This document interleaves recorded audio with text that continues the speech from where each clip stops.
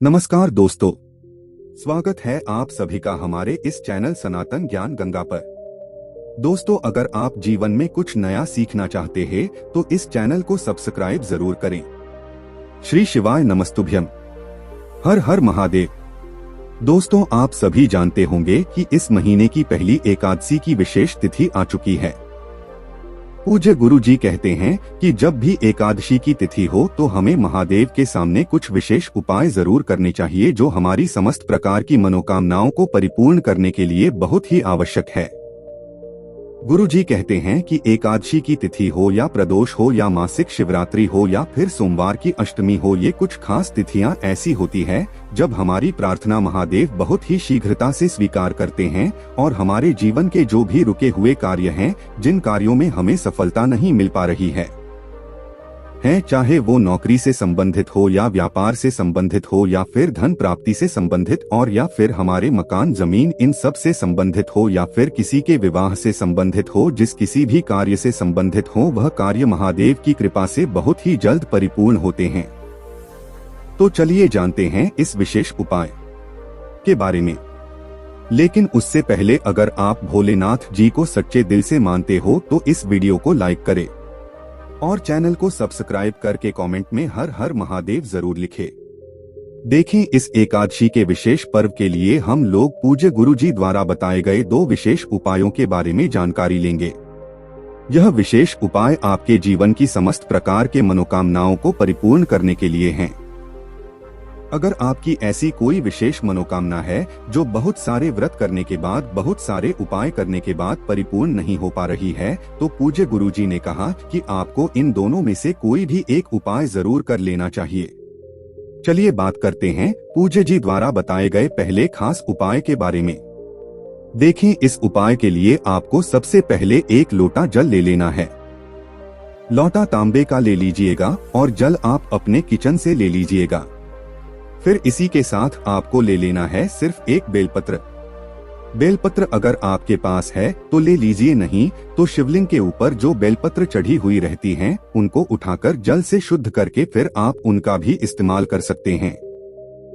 बस आपको एक बात का ध्यान रखना है कि यह बेलपत्र कहीं से भी कटी फटी नहीं होनी चाहिए और बेलपत्र की डंडी के आखिर में जो दूत होती है यानी जो डंठल होता है वो भी नहीं होना चाहिए। इसको तोड़कर आप अलग कर लेंगे। फिर इसी के साथ आपको ले लेना है थोड़ा सा पीला चंदन। पीला चंदन अगर आपके पास पाउडर फॉर्म में है तो पाउडर फॉर्म में ले लीजिए, और अगर पीले चंदन की लकड़ी है तो लकड़ी की घिसकर आप उसका भी इस्तेमाल कर सकते हैं। फिर सबसे आखिर में आपको थोड़ा सा लाल चंदन ले लेना है। देखिए, पूज्य गुरुजी ने कहा कि जब भी हम पीले चंदन के साथ शिवलिंग में कोई उपाय करते हैं तो इससे हमारे जीवन में धन धान्य की वृद्धि होती है, मान सम्मान ऐश्वर्य की प्राप्ति होती है, 10 दिशाओं में हमारी कीर्ति होती है। और अगर हम लाल चंदन से शिवलिंग में कोई उपाय करते हैं तो हमारे जीवन में ओज तेज की वृद्धि होती है। अगर हम अपनी किसी नौकरी के लिए या फिर किसी व्यापार के लिए सामने वाले से बातचीत करते हैं तो उसके ऊपर हमारी बातों का विशेष रूप से प्रभाव पड़ता है, हमारी बातों में विशेष रूप से भगवान की कृपा होती है और हमें सफलता की नई नई ऊंचाइयां प्राप्त होती है। इसलिए अब आपको ये चारों सामग्री लेकर पहुंच जाना है शिवालय। देखिए, पूज्य गुरुजी ने कहा कि ये उपाय आप चाहें तो इस एकादशी में सुबह कर लें और या फिर शाम को कर लें, लेकिन शिवालय पहुंचकर सबसे पहले आपको एक काम करना है। आप जो एक बेल पत्र लेकर गए हैं वह से बेलपत्र की आगे वाली पत्ती पर जो पत्ती सबसे बड़ी होती है वह सबसे आगे वाली पत्ती होती है, उस आगे वाली पत्ती में चिकनी साइड आपको पीला चलने लगा देना है। पीला चंदन आगे वाली पत्ती में लगा दीजिए और नीचे की दोनों पत्तियों में आप लाल चंदन लगा दीजिए।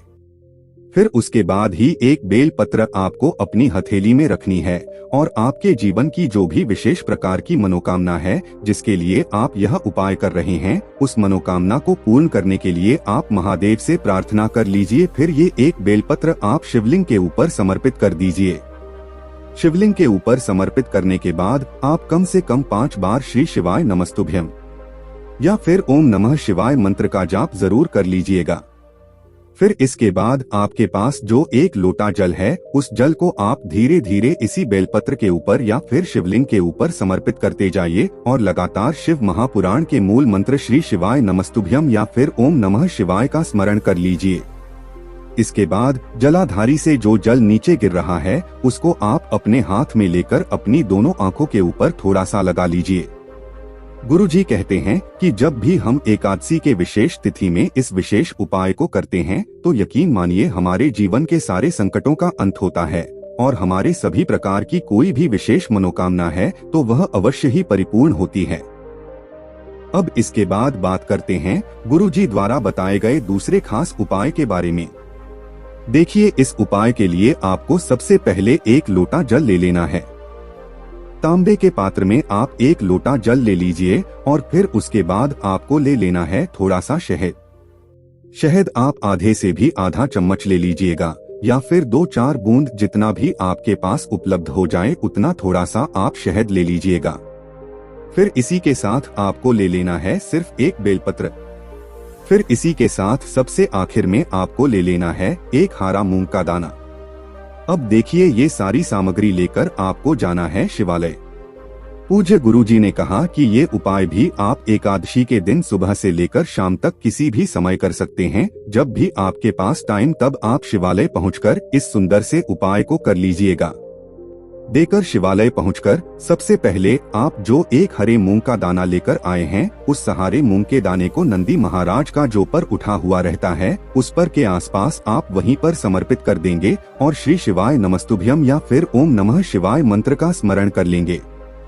फिर इसके बाद आप जो एक बेल पत्र लेकर आए हैं, उस बेलपत्र की तीनों पत्तियों में से किसी भी पत्ती में आप यह थोड़ा सा शहद लगा दीजिए। देखिए, बहुत ध्यान से समझिएगा, जो शहद आप लेकर आए हैं उसको अपने राइट हैंड यानी दाहिने हाथ की अनामिका उंगली में थोड़ा सा शहद ले लीजिए और इस शहद को बिंदी के रूप में बेलपत्र की तीनों पत्तियों में से किसी भी एक पत्ती में रख दीजिए या फिर बेलपत्र की तीनों पत्तियां जिस स्थान पर जुड़ती हैं, जिस गंदी से जुड़ती हैं, उस डंडी में आप इस शहद को लगा दीजिए। थोड़ा सा शहद लगाने के बाद यह बेलपत्र आपको अपने दाहिने हाथ यानी राइट हैंड में रखनी है और आप जिस भी कामना के लिए ये उपाय कर रहे हैं, जिस भी अपनी विशेष मनोकामना के लिए ये उपाय कर रहे हैं, तो उसको परिपूर्ण करने के लिए आप महादेव से प्रार्थना कर लीजिए और फिर ये एक बेलपत्र आपको माता अशोक सुंदरी वाले स्थान पर दर्ज करा देना है। अभी आप बेलपत्र छोड़ेंगे नहीं, बल्कि बेलपत्र पकड़े रहेंगे, बेलपत्र पकड़े रहिएगा और माता अशोक सुंदरी वाले स्थान पर यह बेलपत्र टच कराइएगा और श्री शिवाय नमस्तुभ्यम मंत्र का स्मरण करते हुए फिर ये बेलपत्र आपको शिवलिंग के ऊपर समर्पित कर दें। शिवलिंग के ऊपर समर्पित करते हुए आप अपनी जो भी विशेष मनोकामना के लिए ये उपाय कर रहे हैं, मनोकामना को फिर से बोल दीजिए। फिर इसके बाद सबसे आखिर में आप जो एक लोटा जल लेकर गए हैं, उस जल को इसी बेल पत्र के ऊपर यात्रा शिवलिंग के ऊपर धीरे धीरे समर्पित करते जाइए और लगातार शिव महापुराण के मूल मंत्र श्री शिवाय नमस्तुभ्यम या फिर ओम नमः शिवाय का स्मरण करते रहिए। पूज्य गुरुजी ने कहा कि जल आपको बिल्कुल धीरे धीरे समर्पित करना है और ध्यान रखिएगा कि जल समर्पित करते हुए आप मंत्र का स्मरण जरूर करिएगा। गुरुजी कहते हैं कि जब भी हम एकादशी के दिन इस विशेष उपाय को करते हैं, तो हमारी मनोकामना माता अशोक सुंदरी महादेव से परिपूर्ण करा देती हैं। दोस्तों, आज के लिए बस इतना ही। मिलते हैं एक और ज्ञानवर्धक वीडियो के साथ। धन्यवाद।